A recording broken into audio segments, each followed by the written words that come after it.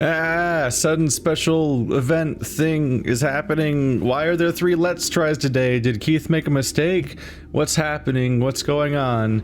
No. So what's happening here is Sinking City is coming to an end, and Sinking City itself was the result of a poll where I was like, yo, Sinking City or Bloodstained or like Trover Saves the Universe or Mario Maker 2, and you guys chose Sinking City. And now that's coming to an end, and you might remember if you happened to be there that night that like I had a stream of like, I think it was Overwatch, where I closed off by like blowing some steam off by pre-recording some Metal Wolf Chaos XD, which is a mech game from Software made back in the day that was American targeted, but then didn't come out in the United States and is only coming out now finally via Devolver Digital. And that was a fun little romp of bizarre and strange. But then I did a Let's Try of Dicey Dungeon, and I'm like, that's kind of neat too, and I was having a good time with that. And then fucking everyone's asking me to play Remnant from the Ashes because it's a Souls-like and so on, and that's what it's supposed to be.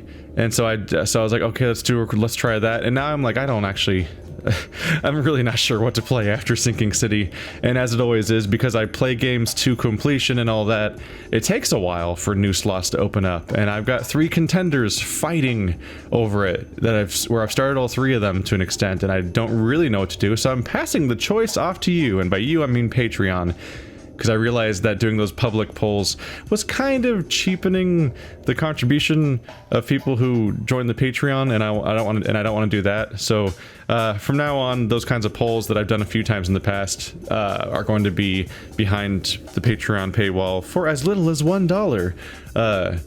Just because that's where the other polls already exist for the Patreon slot and so on, where they get to nominate the game and then vote on the game, so it's completely out of my hands. This is like a tertiary thing where like I let people vote on stuff, but I pick the choices, but I'm putting those on Patreon from here on out, I think, because it's a little weird and confusing to go back and forth between Patreon and not Patreon and so on. And it's how I make my livelihood and all that. I'm sorry, was that a Moonlight Greatsword? There's a Moonlight Greatsword in Metal Wolf Chaos? Okay, sure. Of course there is.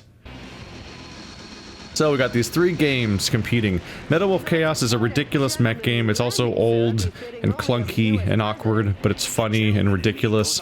And I was really getting a kick out of it.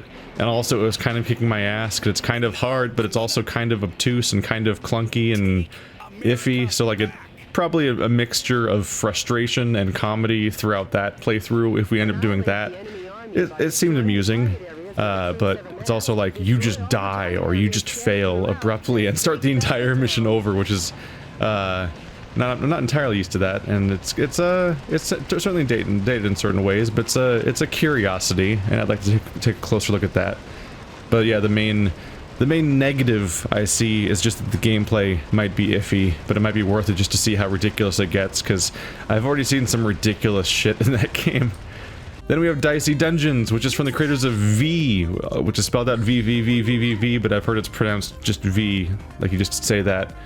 And also Super Hexagon. This one's like a dice-oriented roguelite dungeon crawler thing, where you roll a series of dice, then use said dice on your inventory to do a bunch of tactical decisions, and it's actually a really interesting, different combat system.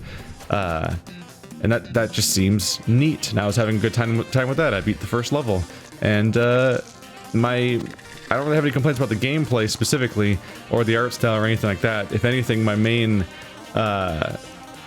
concern with this playthrough, because there's a concern for all these playthroughs, would just be the fact that it's a roguelike, or a roguelite, or whatever. So lots of starting over, and lots of repeated content and stuff like that, and I usually avoid that genre.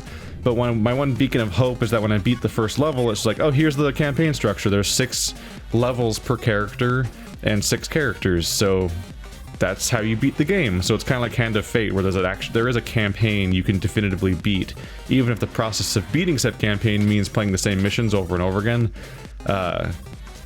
well, you know, when you fail at it, and so there might be repetition built into that, but it could still be an amusing, fun little run. Also gonna have a lot of comments about how I'm misplaying this and that, because there's always that kind of backseating when you are playing what's essentially a card game, which is what this kind of is. It's like a card game where your hand is dice that you rolled, and then you spend them like you would cards. So I'm definitely gonna get a lot of backseat comments about how I misplayed at that moment and you could have won otherwise. Whereas in other games, it's just like, I should have dodged better, which is a bit different than, you know, you objectively were wrong about this move, how dare you. Then you have Remnant for the Ashes, which is the supposedly Souls-like, and you might be wondering why I keep calling it Souls-like, because if you do Control F on its official website or the Steam page, it doesn't mention Souls or Dark Souls or From Software anywhere. But every single review and every single video about it calls it a Souls-like or Dark Souls with guns and so on, including stuff like the Terra Mantis video, which is sponsored by the company that made the game or that published the game.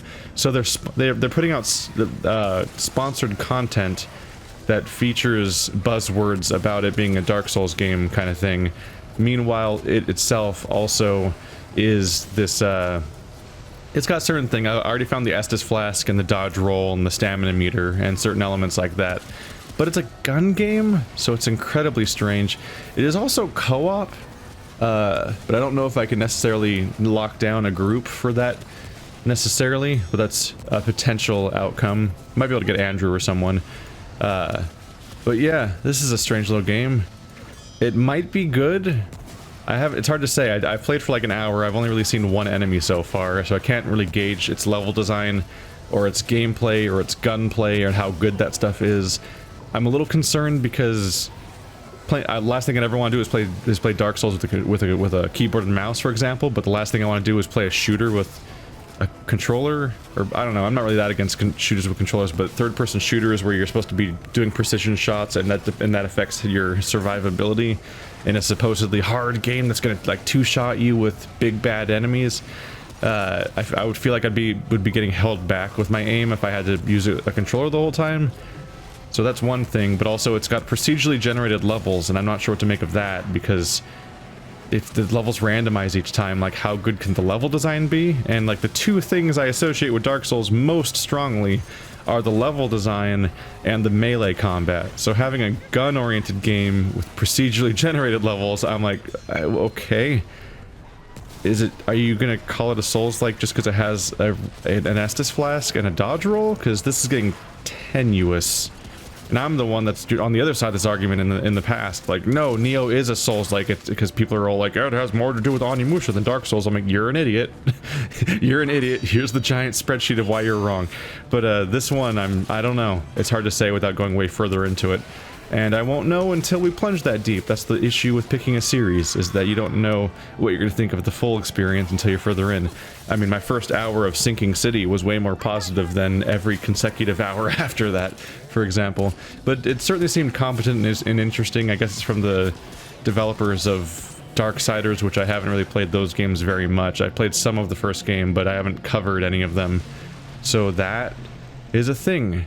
So, head over to Patreon, vote on which one you would like. If you have not seen them yet, I've already uploaded a Let's Try of all three of them today, so you can watch, like, approximately 40 to 60 minutes of gameplay of each game.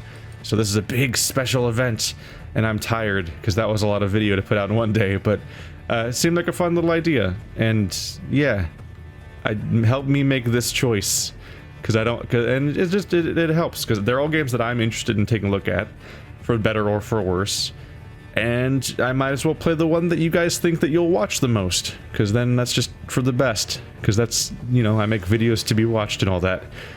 Thanks for watching like always, guys. Please click on the link in the description to go to the Patreon page, and I'll see you next time.